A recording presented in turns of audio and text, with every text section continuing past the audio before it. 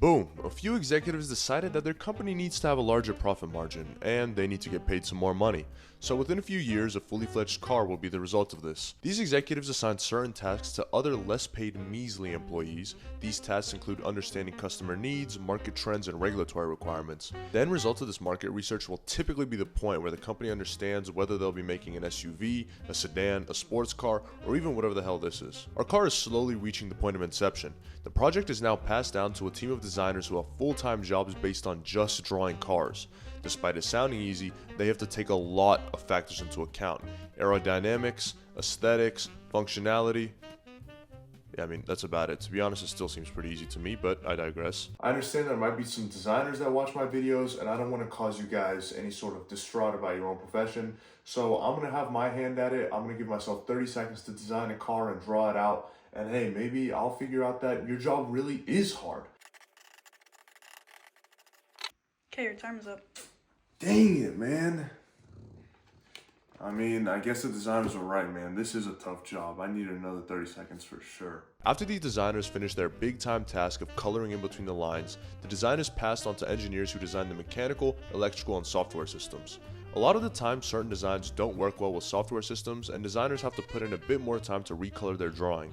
Typically, tools like CAD and other digital designing systems are used to make physical prototypes.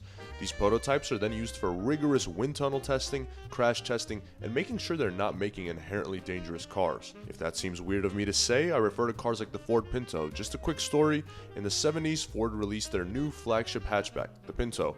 The silly gooses released this car and soon realized their design placed a gas tank at the very back of the car, which is prone to explosion when in a rear-end collision. In 2 years, 27 people died from this defect. It's sad, of course, but the car does look cool, unfortunately. Okay, good. The car passed all basic tests and is green-lighted to begin manufacturing. The parent company speaks to its partners and begins to source parts. Metals like steel and aluminum for the chassis, body, and engine components, plastics for interior pieces, rubbers for seals and such. Most people will never see in their lifetime just how important these suppliers are, but a keen memory will remind you that just 4 years ago, some weird thing was happening and Corvettes were selling for almost $200,000 because sources couldn't supply electric components. COVID made buying cool cars hard, but at the same time it helped LeBron's legacy, so you tell me just how bad it really was. Now, unless we're role-playing a very high-end car like an M car or a Porsche, engines, transmissions, and seats are manufactured and sourced from major suppliers. For example, cars like my Mustang got their transmission from a separate company, GetRag, and now because of that I can't shift into second. Yay! So now we have all of our parts laid out in front of us like Lego pieces in their baggies. Our parts hit the assembly line and the chassis and body begin to be fabricated and welded. They go through an automated paint process that sprays primer, multiple base coats, and then a clear coat.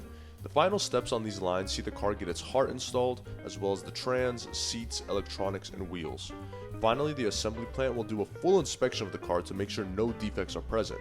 These inspections are unbelievably important. If a specific car is found to be fatally defective, its VIN number can be used to track down the specific plant that manufactured the car, and at that point, the company better call Saul. Now we get to distribution. Marketing goes into full effect to let the general public know about its existence, and the ball gets rolling. Finished cars are transported via trucks, trains, and cargo ships to dealerships worldwide.